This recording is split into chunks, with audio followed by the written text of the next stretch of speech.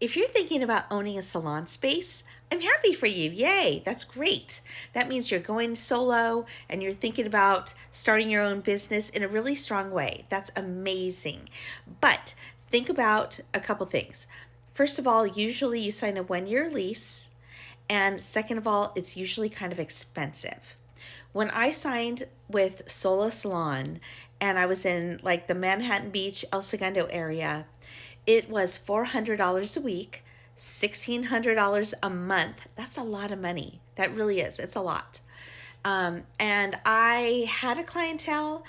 They all said they'd follow me, and they all did not. Okay, now that may be specific to LA because, neighborhoods are, spread apart very far, and traffic, parking's expensive, and it's hard to find. So make sure that your salon has parking. That'll affect everything. Um, it was loud. It was really loud. I was around a lot of hairstylists, and so that affected my clientele. They didn't love that. If you're a lash artist and if you're a waxer, no big deal. You just put on the music, talk, laugh, have a good time. But if you're doing quiet facials, it's not really going to work very well. Okay? What I ended up doing, and I've mentioned this in other videos, is I found a salon space, and it had 4 rooms, a lobby, and a little break room, and I rented it out to other women.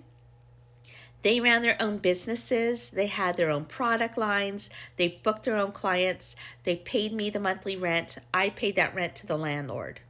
Okay, I had a lease with all of them, and I also had my own lease with that landlord. And in the end, it was amazing. I loved it. I had a 30-day notice if they wanted to leave. So I wasn't like holding people to me. They were free to go. They just had to give me a 30-day notice. And because I had had that experience with Sola, I took that lease and I used it with my own clients because it was a pretty good lease. So think about doing that, because in the end, I collected rent from my renters, and that covered my own rent. So I was the Sola in my little space, and it was amazing.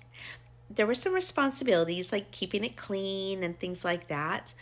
But in the end, I would say that I'd rather be the big cheese than pay the big cheese, if you know what I mean. It was a much better deal, and I made a lot more money that way. Like and follow if you would like to know more